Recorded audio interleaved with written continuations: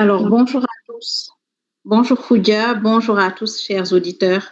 Je suis très ravie, c'est un plaisir pour moi déjà d'animer cette session-là. Donc, cette première session en marketing digital, dénommée les fondamentaux du marketing digital. Donc, durant 1 heure de temps, ce que nous allons voir, d'abord, on va définir le concept de marketing en tant que tel.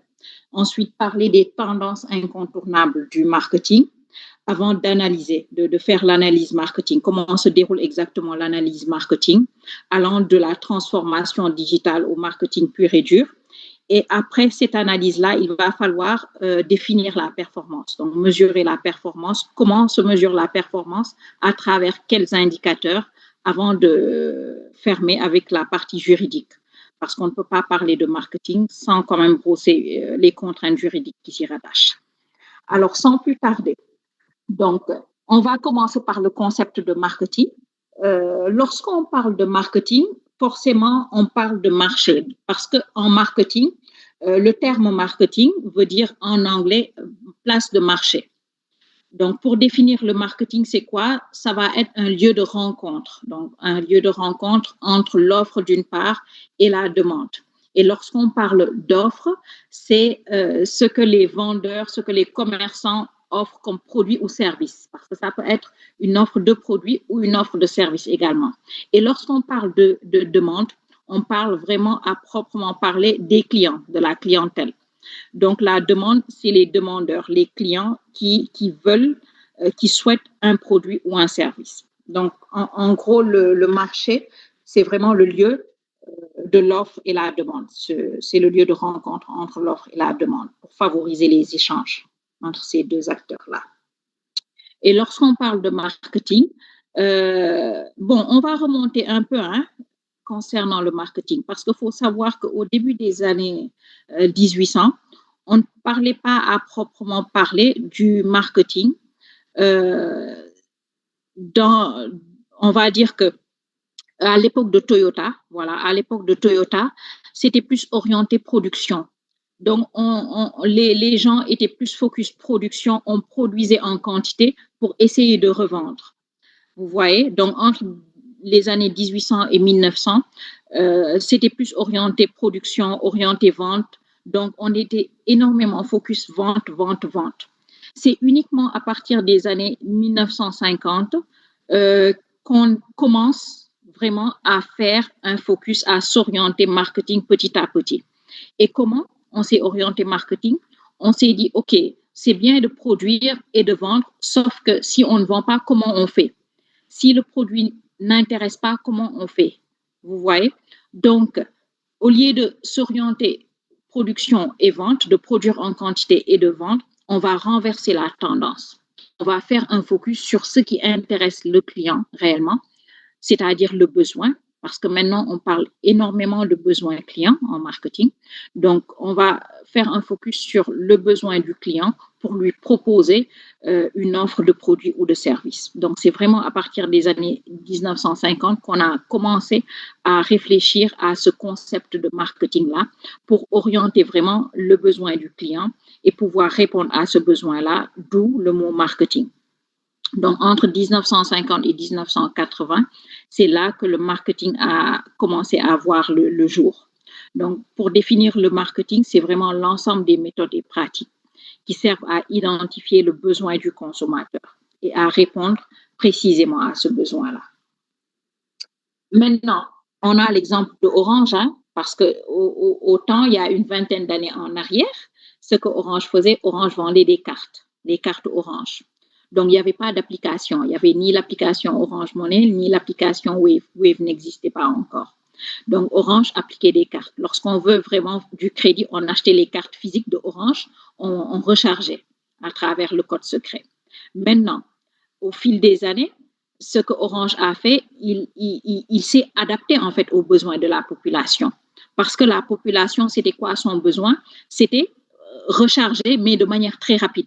Ne pas avoir à sortir, par exemple, de chez soi ou à sortir du bureau, peu importe l'endroit où on se trouve, pour aller recharger du crédit. Donc, ce que Orange a fait, il a réfléchi comment est-ce que justement je peux permettre à mon client de rester là où il est, de recharger du crédit, de passer son appel. Et même s'il n'a pas la possibilité de recharger, comment je peux lui prêter justement de l'argent virtuel pour qu'il puisse recharger son crédit.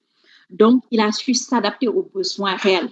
Là, avec les applications, il a créé Orange Money, l'application Orange Money. Après, Wave est entré dans la danse avec son application Wave, ce qui fait que même avec Wave, on peut recharger quand même du crédit Orange, etc., etc.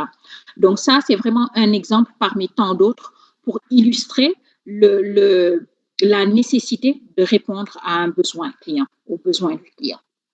Maintenant, si on passe à l'évolution du produit vers le client, donc il faut savoir que le marketing, en fait, c'est une évolution constante.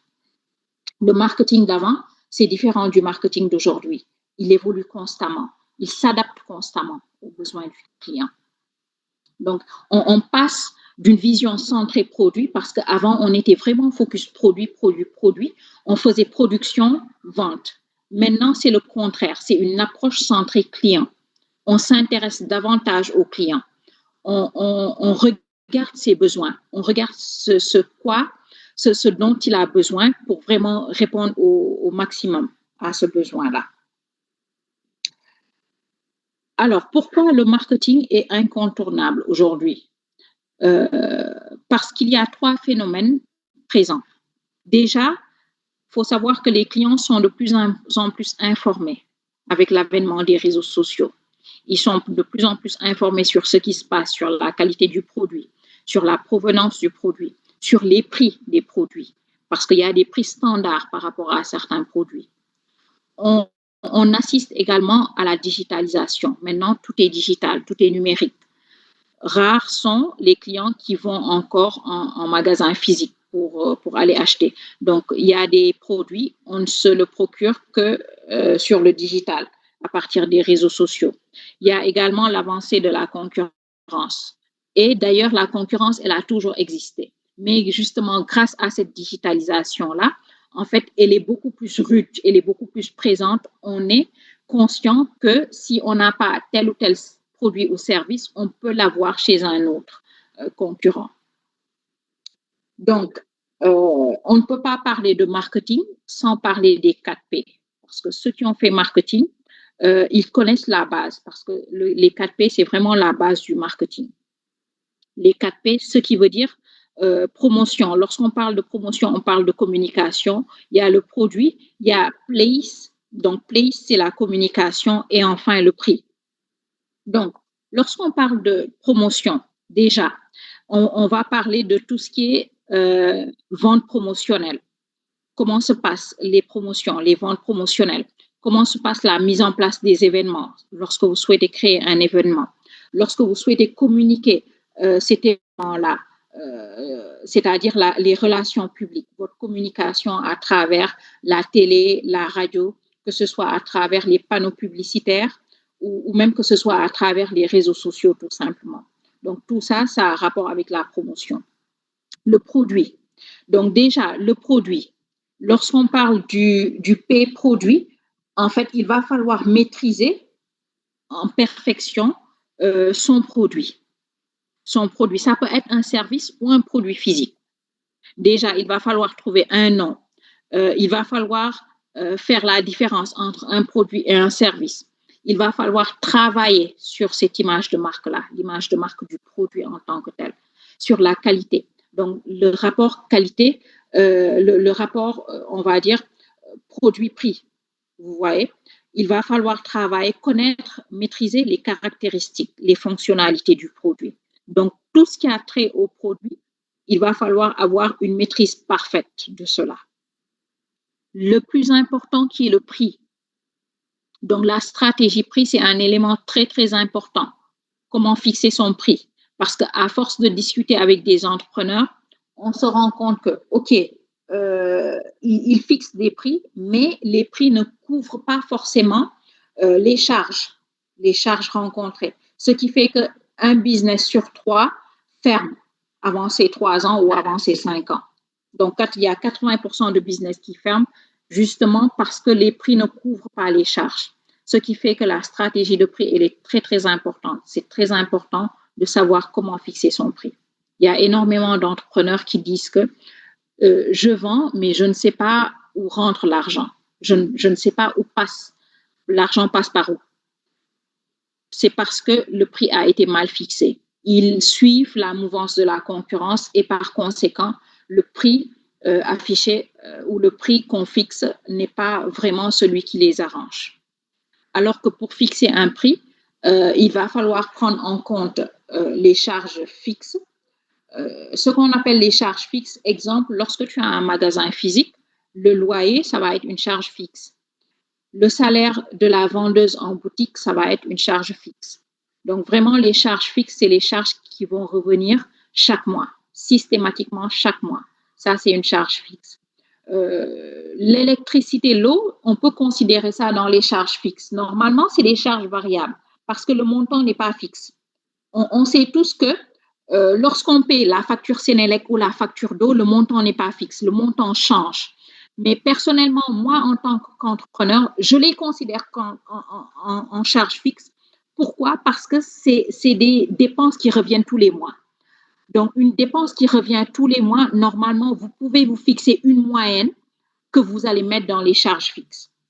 Et après, pour fixer son prix, à part les charges fixes, il y a ce qu'on appelle les charges variables. Donc, les charges variables, ça va être des charges qui ne vont pas revenir tous les mois, mais qui sont quand même là. Exemple, le budget publicité, le budget publicité, ou sinon le budget boosting que vous allez faire sur votre page, sur les réseaux sociaux, ça va être une charge variable.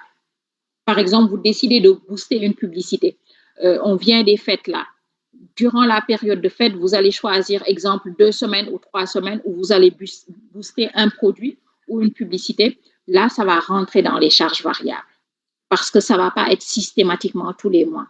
Vous allez le faire peut-être de temps en temps lorsqu'il y a un événement ou lorsqu'on est en période de fête, mais ce ne sera pas systématique. Donc ça, forcément, c'est en charge variable. Dans toujours le calcul du prix, on va avoir tout ce qui est, on va appeler ça tout ce qui est TVA et taxes. Voilà, tout ce qui est TVA, taxes et impôts. Donc ça également, il faut que ça rentre dans le calcul du prix parce que c'est ce que vous allez sortir chaque année. Lorsque vous vendez un produit, en fait, la TVA ou les impôts, ce n'est pas pour vous, c'est pour l'État, c'est à reverser à l'État chaque année, tous les ans. Donc, ça fait partie du calcul du prix. Et enfin, on a ce qu'on appelle la marge ou le bénéfice. Donc, on appelle ça la marge ou le bénéfice, c'est des synonymes. Là également, bien entendu, ça rentre dans le calcul du prix.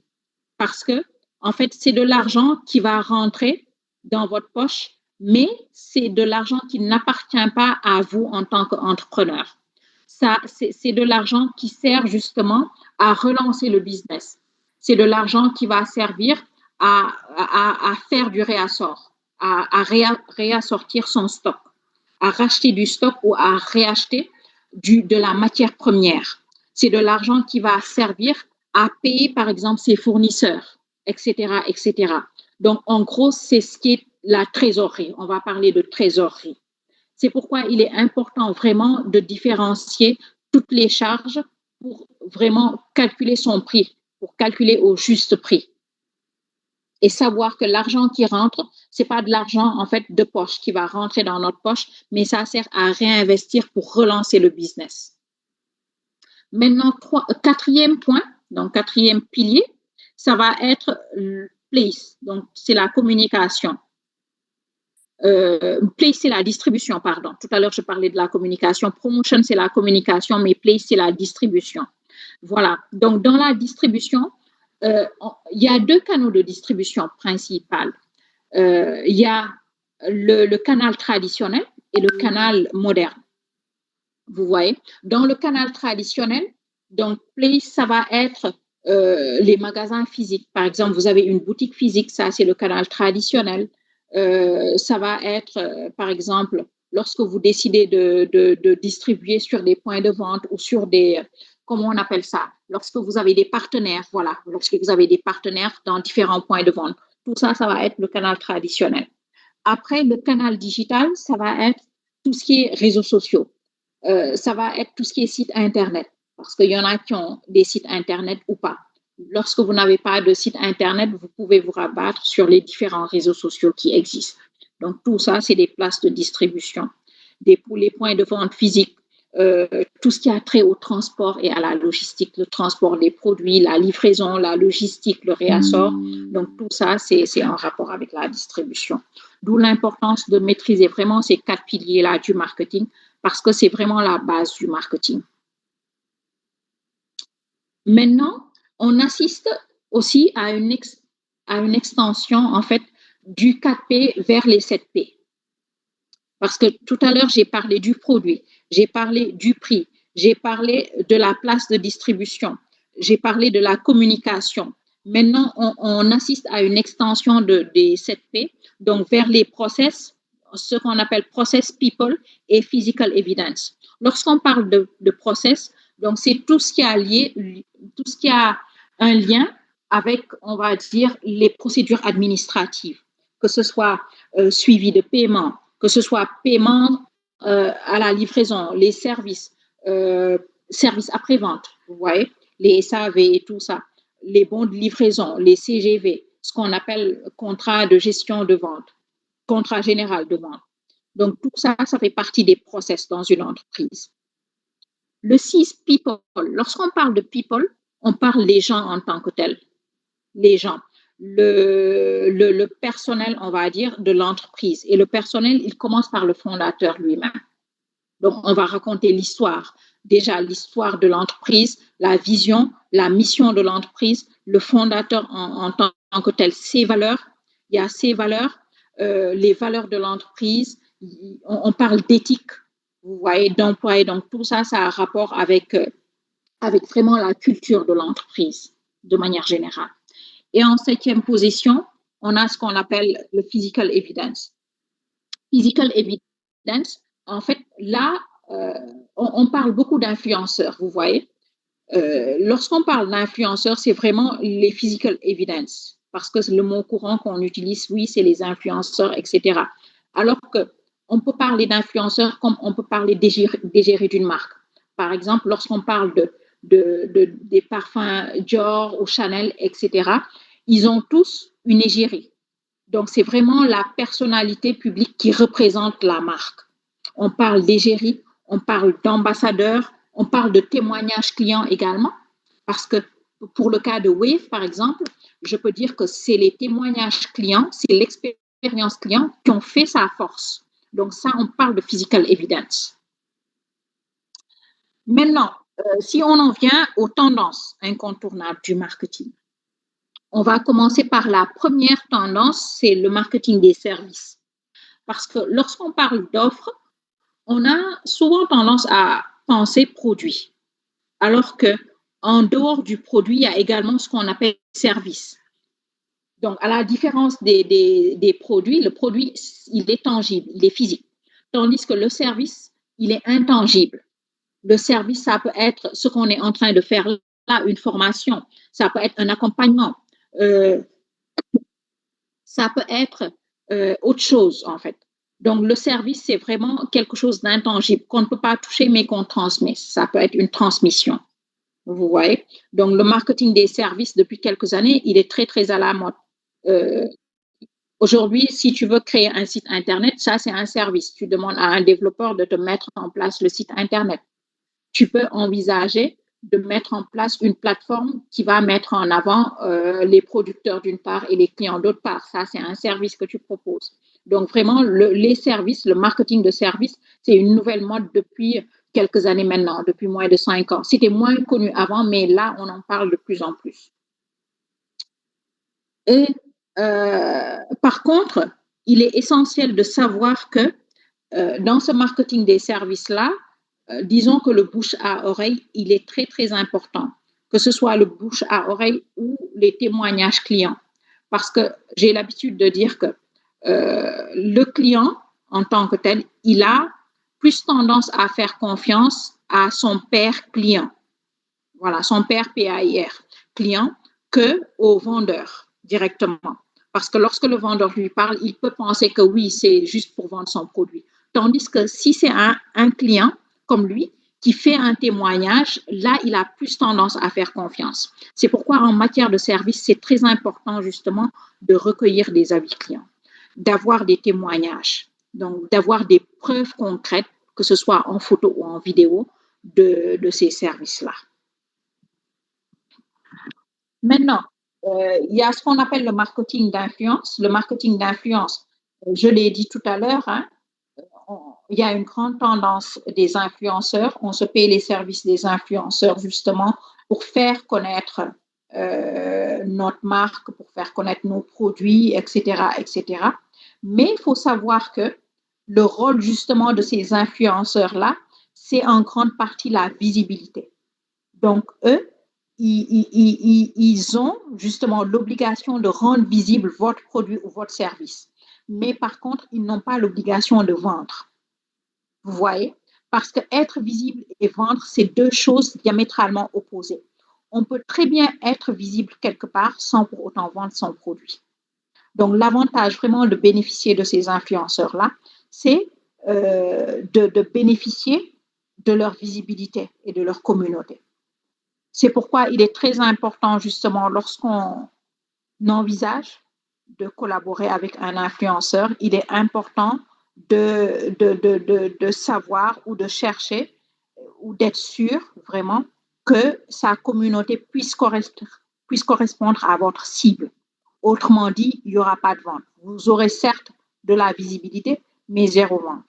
Tandis que l'objectif numéro un d'un entrepreneur, c'est quand même de faire du chiffre, donc de vendre. Il y a ce qu'on appelle le marketing émotionnel. En fait, dans le marketing émotionnel, l'objectif, c'est comme son nom l'indique, de créer des émotions, donc de créer un lien émotionnel très fort avec le client.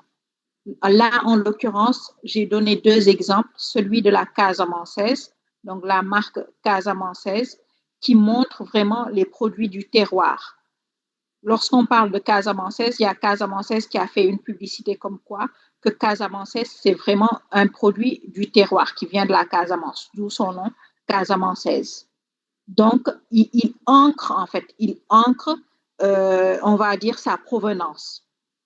Il y a également Auchan, qui, il n'y a pas longtemps, je pense l'année dernière, qui a fait une grosse campagne comme quoi il travaille avec près de 600 producteurs locaux. Vous voyez? Donc, ça, c'est vraiment un marketing opérationnel qui va pousser les consommateurs eux-mêmes à venir acheter dans Auchan parce qu'ils se disent, ah, si j'achète chez Auchan, ça veut dire que je contribue à l'économie du pays parce que Auchan va dealer avec des producteurs locaux qui cultivent ici. Donc, ça, c'est une sorte de communication de marketing émotionnel. Il y a ce qu'on appelle le parcours client omnicanal. Donc, vous avez certainement dû remarquer dans plusieurs restaurants, ils utilisent de plus en plus les codes QR. Vous voyez, donc vous scannez le code QR pour avoir la carte du restaurant. Donc, de plus en plus, ça se fait maintenant. Il y en a énormément qui éliminent, donc qui éliminent petit à petit la carte physique pour venir au QR code. Vous voyez? Donc, ce qui veut dire que le client, en fait, il est vraiment au cœur de la stratégie. Le client est au cœur de la stratégie, donc il représente l'évolution des attentes des consommateurs. Voilà. Donc, le parcours omnicanal, ça peut être aussi bien les réseaux sociaux, le site web, que ce soit une application mobile ou de points physiques. Donc, c'est ça qu'on appelle vraiment le parcours omnicanal. On ratisse tous les canaux.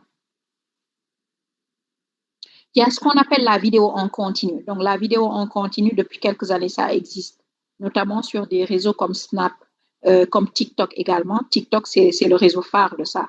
Il y a des vidéos qui durent quelques secondes en continu. Donc, il va falloir passer justement pour que la vidéo s'arrête. Donc, ça, c'est une nouvelle tendance marketing. Donc, la vidéo en continu, ça sert à promouvoir un produit ou un service à travers des créations de contenu. Il y a la réalité virtuelle. En fait, la réalité virtuelle, là, c'est plus dans le cadre d'une visite virtuelle. Donc, c'est vraiment, en fait, une tendance qui va s'appliquer dans des secteurs précis, comme le secteur de l'immobilier, dans l'hôtellerie, par exemple, la restauration, ou sinon, en fait, dans l'art, par exemple, une visite de musée, on peut le faire d'une manière virtuelle, vous voyez. Donc, la réalité virtuelle, c'est avec des casques virtuels, et là, on effectue vraiment la visite virtuelle à travers ces casques-là.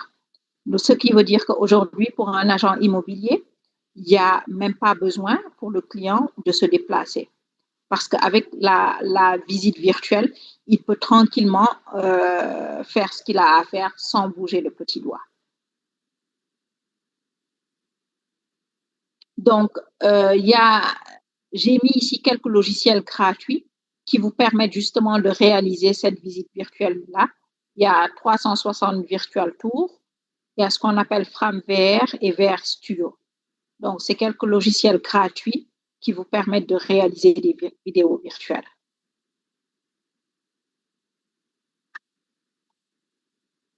Alors, parmi les nouvelles tendances, il y a le marketing tribal. Le marketing tribal, donc, tribal vient du mot tribu. Donc, c'est le fait vraiment de créer une tribu, de bâtir une communauté. Donc, comment construire cette communauté-là? Bien entendu, c'est soit à travers des valeurs communes, soit à travers des objectifs communs, ou sinon, il y a le vocabulaire aussi. Il y a un partage de vocabulaire ou changement d'habitude. Là, j'ai donné quelques exemples, hein. Par exemple, il y a Matidi qui a réussi vraiment à créer une communauté, une tribu, une appartenance autour de ça, autour des montres, de sa marque plus précisément. Il y a la marque Harley Davidson qui est une marque de moto, donc qui a réussi ça, qui a réussi son marketing tribal. Il y a le parti politique qui a réussi ça avec les bracelets rouges et verts lors des présidentielles. Donc, c'est ce qu'on appelle vraiment le marketing tribal. C'est le fait de montrer son appartenance à une communauté précise. Il y a ce qu'on appelle le marketing viral. En fait, le marketing viral, on a tendance un peu à le confondre avec le marketing tribal, mais c'est encore plus puissant parce que ça part vraiment, on va dire, d'un truc vite fait, quoi. Ça peut partir d'une vidéo vite fait, ça peut partir d'une photo. En fait, l'idée est de générer du bouche à oreille afin de promouvoir une marque ou un service. Vous voyez, ça peut être un rapide partage de vidéos parce que dans viral, on a le mot virus. Donc, c'est quelque chose qui se partage très, très rapidement comme un virus. Là également, j'ai donné l'exemple des pastilles Valda il y a quelques années. Les pastilles Valda, comme les beignets Dougou, c'est également un leader politique qui en avait parlé justement et tout le monde l'a repris pour son marketing. Tout le monde l'a repris, surtout les beignets Dougou, ça a fait tilt. Tout le monde l'a repris sur les réseaux sociaux justement. Donc ça, c'est une sorte de marketing viral. On a le street marketing. Le street marketing, c'est le marketing de rue, hein. Ce que vous voyez par exemple sur les taxis, ce que vous voyez sur les espaces publics, les bus, par exemple, Dakar Demdik. Il y a récemment, il y a quelques mois en arrière, Wave l'a fait sur le TER. Donc, Wave a fait ce marketing de rue-là sur le TER. Il a peint tout le TER en bleu. Donc, ça, c'est ce qu'on appelle street marketing. Il y a BKG qui le fait également sur les voitures.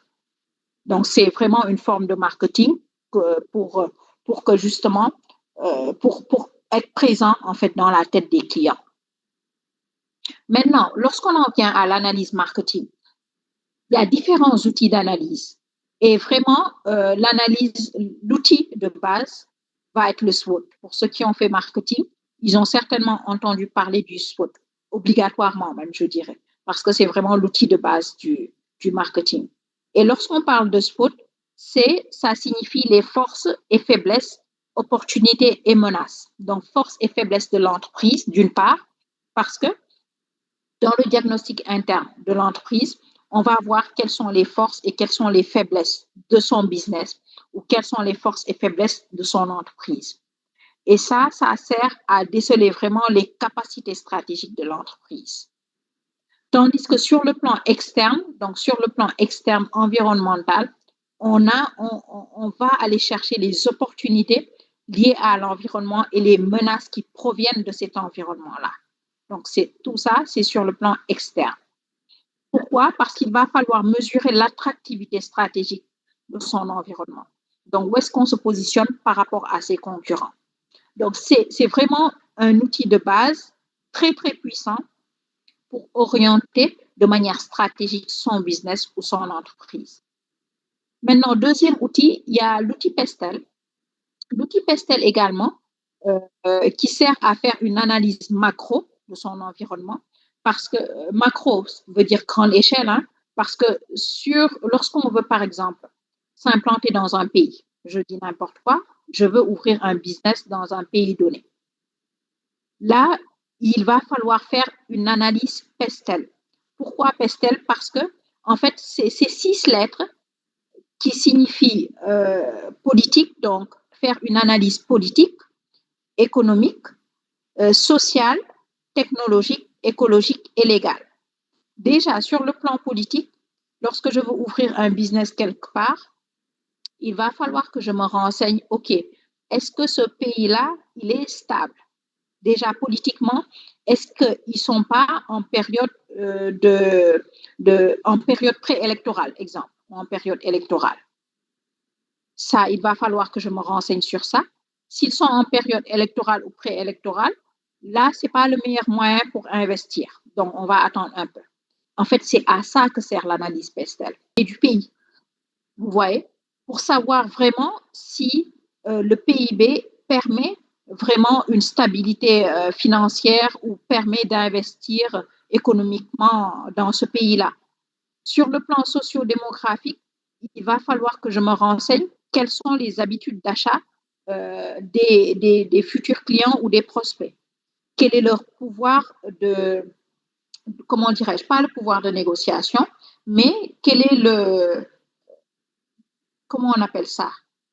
Le portefeuille, je dirais. C'est quoi leur pouvoir d'achat, en fait? Dans quelle mesure ils peuvent acheter mon produit ou mon service? Est-ce que les moyens vraiment le permettent? Quelle est la catégorie socio-professionnelle que je souhaite cibler? Sur le plan juridique, par exemple, sur le plan juridique légal, est-ce que mon produit est vendable? Est-ce que légalement, j'ai le droit de vendre ce produit ou ce service-là dans tel pays? Sur le plan technologique, où se situe la technologie? Est-ce que les gens sont assez ouverts à cette forme de technologie-là? Est-ce qu'ils ne vont pas trouver ça compliqué? Est-ce que justement, ils sont assez en avance pour répondre sur le plan technologique à ça? Donc, il y a tellement de questions à se poser avec cet outil-là que ça nous permet justement de nous aiguiller sur les investissements qu'on souhaite faire dans un pays donné. Maintenant, la méthode Porter. Donc, Porter, il a mis en place la chaîne de valeur. C'est ce qu'on appelle la chaîne de valeur de Porter. Maintenant, là, c'est une autre méthode également qu'il a mis en place justement, toujours pour que chaque business puisse avoir une longueur d'avance concurrentielle. Parce que c'est un outil vraiment qui permet de mesurer l'intensité concurrentielle. Déjà, il va considérer, on va dire, ce qu'on appelle le pouvoir de négociation des fournisseurs et le pouvoir de négociation des clients.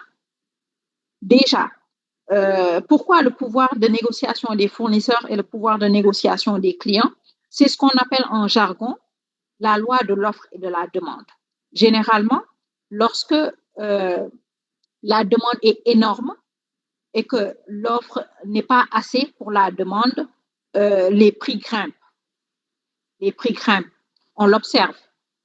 Pas plus tard que la semaine dernière, exemple, hein, la semaine dernière, période de Tabaski, on a tous vu qu'il y a certains transporteurs qui ont augmenté leur prix. Donc ça, c'est ce qu'on appelle la loi de l'offre et de la demande. Lorsque la demande est très, très forte, les prix grimpent. Tandis que lorsque il y a énormément de produits, vous voyez, lorsqu'il y a énormément de produits et pas assez de demandes, ben, les prix dégringolent. C'est soit les prix dégringolent ou soit les produits restent invendus, ce qui s'est passé avec les moutons, exemple. Donc, on a des exemples vraiment quotidiens sur lesquels on peut se baser et on peut regarder justement pour confronter et pour faire la différence. Donc, toujours concernant la méthode porteur, il y a ce qu'on appelle la menace des nouveaux entrants et la menace des produits de substitution. Ce qui veut dire qu'il va falloir garder un œil sur les nouveaux entrants. Lorsqu'on parle de nouveaux entrants, c'est vraiment les nouveaux concurrents. En fait, c'est exactement ce qui s'est passé entre Wave et Orange.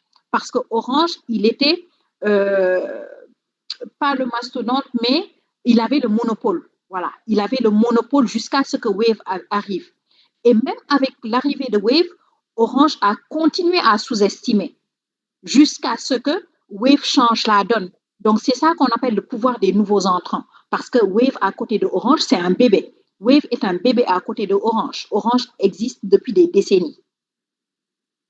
C'est ça vraiment qu'on appelle le pouvoir des nouveaux entrants et la menace plutôt des nouveaux entrants, la menace des produits de substitution. C'est-à-dire que, par exemple, toujours avec l'exemple de Wave et Orange, lorsque Wave s'est implanté dans la course, il a mis en place, par exemple, le coffre Wave. Le coffre Wave, le fait de pouvoir, je ne sais pas moi, l'expérience client d'ores et déjà. Il y a l'expérience client, le SAV qui est très, très réactif. Donc, il a vraiment su bouger les lignes. Il y a les frais, voilà, les frais que j'oubliais. Donc, il a baissé les frais de sorte à ce que Orange n'avait plus le choix que de s'aligner, tout simplement. Il y a une cinquième force d'un porteur qu'on appelle les contraintes réglementaires des pouvoirs publics.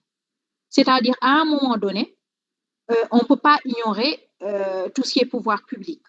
Les pouvoirs publics, on est obligé de s'aligner. Exemple pour les taxes.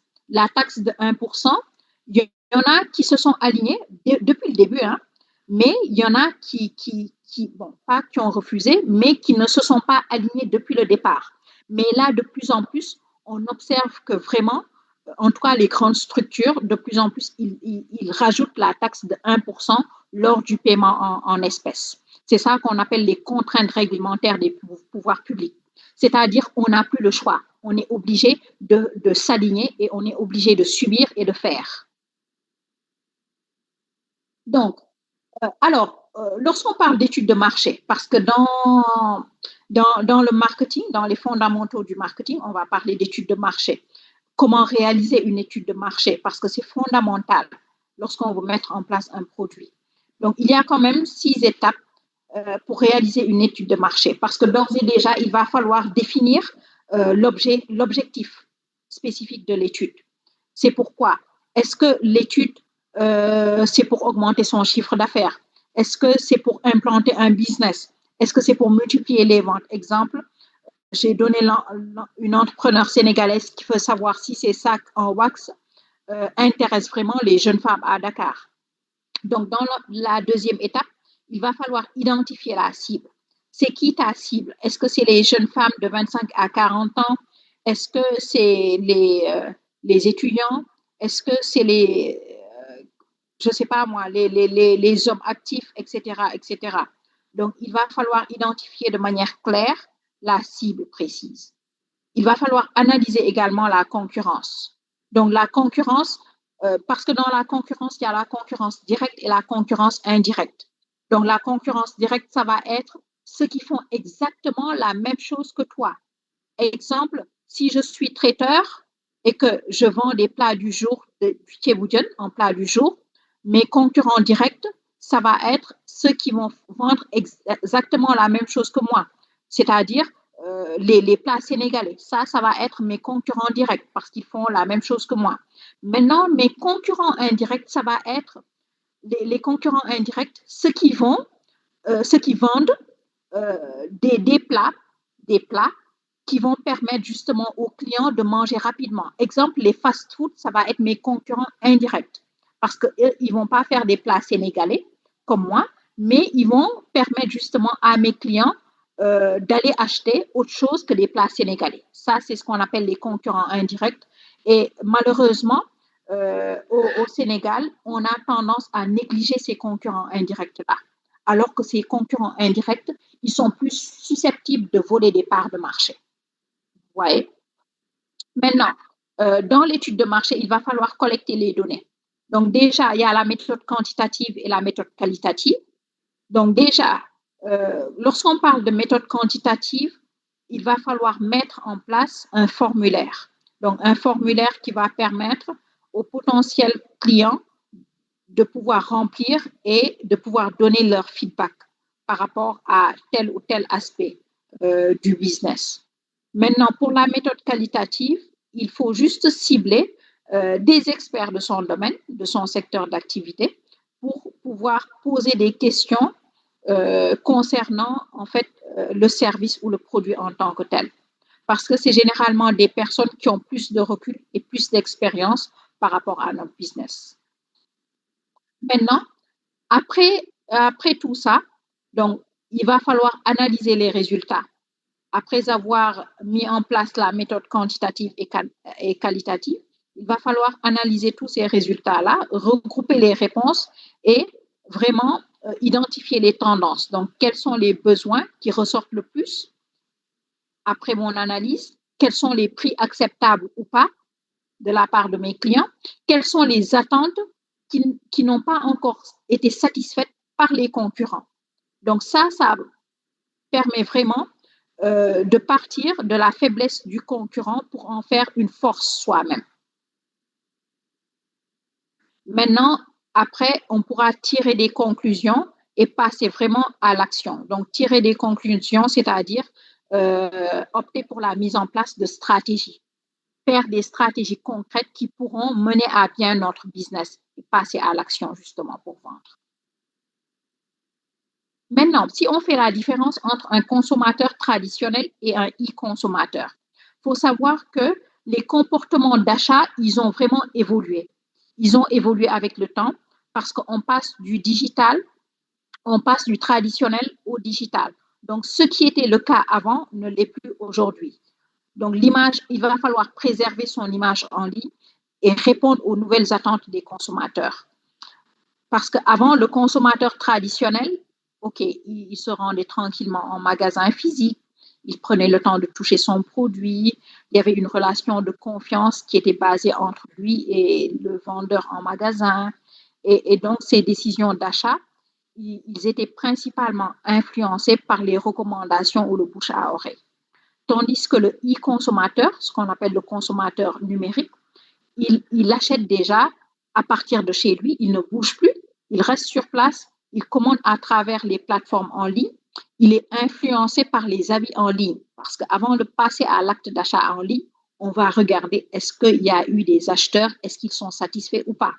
Donc, il va être influencé par ces avis-là et par les recommandations des différents groupes. Donc, ce qui fait que sa décision d'achat va être vraiment basée sur des critères modernes. Il va être basé sur les avis en ligne, il va être basé sur son expérience également, sur son expérience d'achat, à savoir la rapidité de la livraison, à savoir, on va dire, la réactivité du vendeur et la fiabilité du site. Maintenant, euh, lorsqu'on fait une comparaison entre marketing et transformation digitale, parce que tout à l'heure, en début de webinaire, j'ai parlé des tendances marketing. Donc, il faut savoir que lorsqu'on parle de transformation digitale, c'est vraiment un mix des tendances marketing précédées et de technologies numériques. Parce que le digital, c'est du numérique. Donc, on mixe ces tendances-là, on l'adapte au numérique.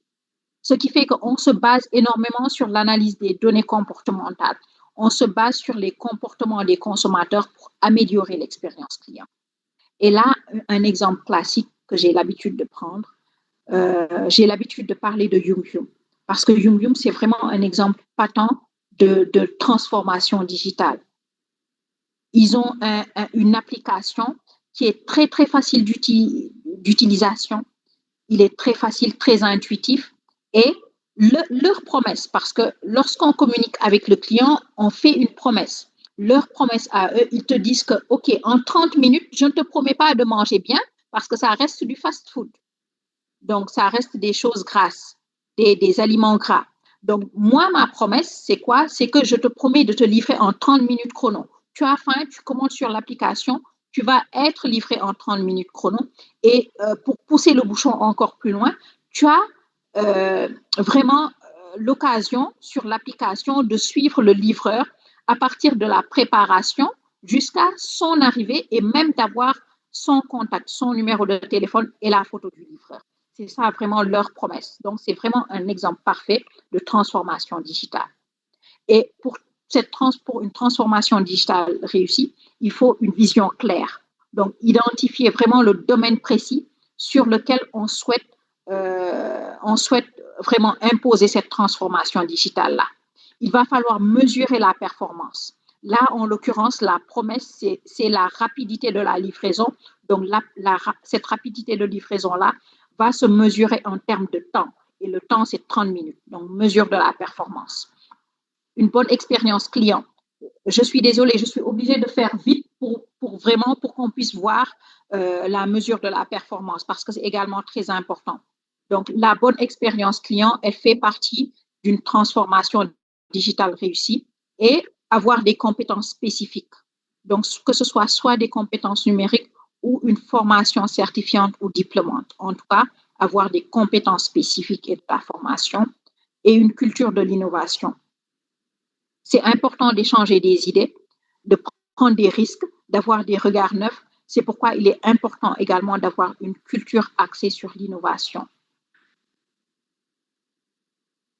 Maintenant, lorsqu'on parle de performance, ce sont les Key Indicator Performance, KPI. En fait, lorsqu'on parle de KPI, ça va être vraiment les indicateurs qui vont nous permettre de mesurer notre performance, qui vont nous permettre de mesurer l'efficacité de la stratégie, que ce soit une stratégie de vente ou que ce soit une stratégie marketing.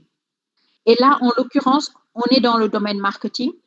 Donc, je vous donne trois indicateurs clés qui vont vous permettre, trois principaux indicateurs qui vont vous permettre vraiment de mesurer votre stratégie marketing. Donc, encore une fois, on parle marketing, à savoir le retour sur investissement, premier indicateur très important. Il y a le retour sur investissement, il y a le taux de conversion et il y a ce qu'on appelle la valeur vie client. Donc, si on revient au premier, le retour sur investissement. Donc, comme son nom l'indique, en fait, il va falloir aller chercher, aller savoir si l'action marketing que j'ai fait est rentable ou pas. Donc, est-ce que c'est une action qui me rapporte de l'argent ou pas? Et la formule classique pour calculer ce retour sur investissement-là, c'est le gain généré moins investissement divisé sur investissement. Donc, pour être plus factuel, j'ai donné un exemple. Exemple, tu as une boutique e-commerce. Donc, cette boutique-là, tu décides de prendre 100 000 francs, tu l'investis dans une campagne Facebook.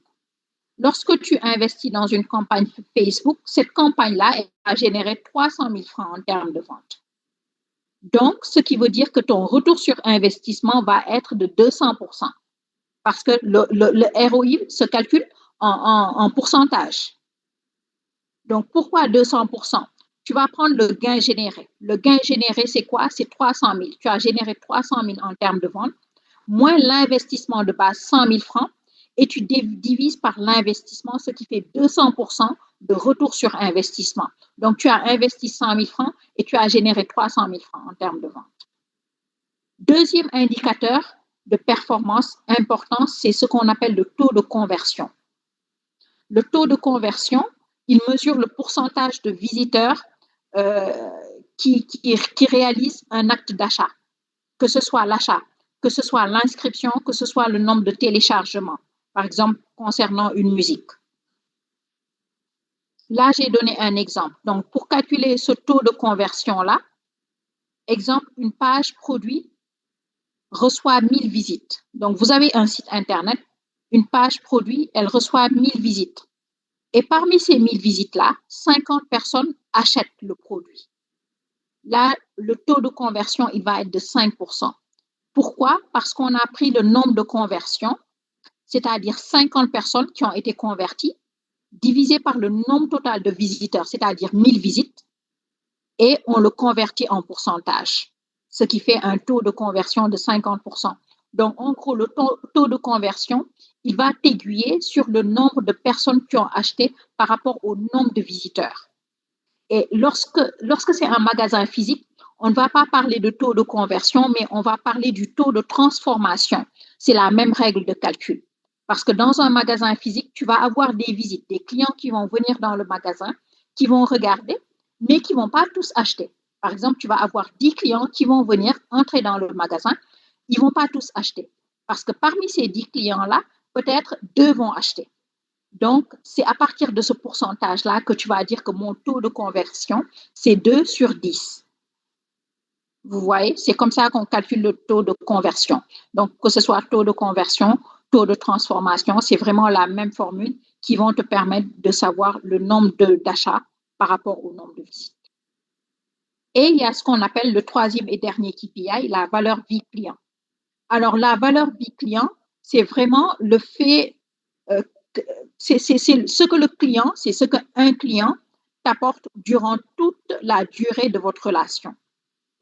Exemple, lorsqu'un client achète régulièrement chez toi pour un total de 500 000 sur 2 ans, c'est-à-dire que tu as ouvert ton business depuis 2024 et entre 2024 et 2026, le total que ce client-là a acheté, tu vas prendre ton meilleur client exemple, le total qu'il a acheté entre 2024 et 2026. Donc, c'est ce total-là qui traduit la valeur vie client. C'est ce qu'on appelle la valeur vie client. Ça, en fait, c'est une mesure de performance qui te permet plus de catégoriser les clients, de savoir quel est ton meilleur client ou quel est ton top 3 clients sur une période donnée. Et ça permet vraiment de faire des actions marketing. Par exemple, tu vas décider de récompenser les top clients. En fait, pour récompenser les top clients, tu vas calculer la valeur vie client. Maintenant, autre outil de mesure, ça va être Google Analytics. Donc, Google Analytics, exemple, une boutique en ligne observe que 70% de son trafic provient de Facebook. Ça, on le fait grâce à Google Analytics. Il va falloir ouvrir un compte pour justement analyser ces données-là. Et lorsque tu n'as pas Google Analytics, tu peux te rabattre directement sur Excel. Donc, tu peux très bien faire un tableau de bord sur Excel pour centraliser le nombre de ventes, centraliser le chiffre d'affaires, savoir quel client a acheté quoi, etc., etc. Donc, lorsqu'on parle d'amélioration continue, il faut savoir que le marketing n'est pas figé. Il n'y a rien de statique. Les tendances comportementales et les attentes des consommateurs sont de plus en plus élevées. Donc, il est important d'utiliser des données collectées pour ajuster ces stratégies-là. Donc, c'est pourquoi on parle d'amélioration continue. Et pour ajuster ces stratégies, il va falloir analyser de manière régulière les KPI, identifier ce qui fonctionne ou pas. Il va falloir expérimenter, donc c'est-à-dire tester différentes façons, faire du A/B testing. Donc, tu vas sponsoriser un poste, tu vas voir qu'est-ce qui marche le plus. Est-ce que c'est tel ou tel poste qui marche le plus et recevoir des feedbacks. Donc, encore une fois, les retours clients sont très, très importants dans cette amélioration continue-là. Et on va finir par les contraintes juridiques. Donc, pourquoi les lois sont importantes? Le respect des contraintes juridiques, justement, permet à l'entreprise de construire une relation professionnelle. Il y a au Sénégal ce qu'on appelle le RGPD, donc le Règlement général sur la protection des données. Donc, exemple, une boutique qui demande l'adresse mail de ses clients, normalement, elle doit avoir le consentement. Normalement, lorsqu'elle demande l'adresse mail, le client doit pouvoir justement se désabonner de ses mails ou pas. Il y a ce qu'on appelle le droit des consommateurs en ligne. Donc, normalement, le consommateur en tant que tel, il a le droit justement de retourner son produit. Il a un délai. Lorsqu'il achète en ligne, le consommateur a un délai de retour sur le produit. Donc, tout ça, ça fait partie des droits des consommateurs au Sénégal. Alors, je vous remercie pour votre attention. On vient au terme. J'espère vraiment que ce webinaire-là a été utile pour vous. Merci à vous. Donc, Khoudia.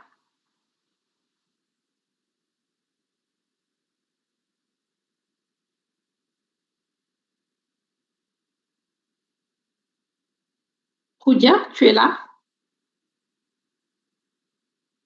Oui, Madame Jai, je suis là. Oui. Excusez-moi. le retard. Voilà. D'accord, merci. Merci pour la présentation. Donc, pour rappel, pour ceux qui disent qu'ils sont en retard, donc le replay sera disponible au niveau de la plateforme, Inch'Allah. OK. Donc, si vous n'avez pas de questions, Madame Dia est là pour répondre à vos questions, si vous avez des questions avant qu'elle ne parte. Sinon, on peut s'arrêter là. Merci à vous. Alors, merci à vous, merci à tous, justement.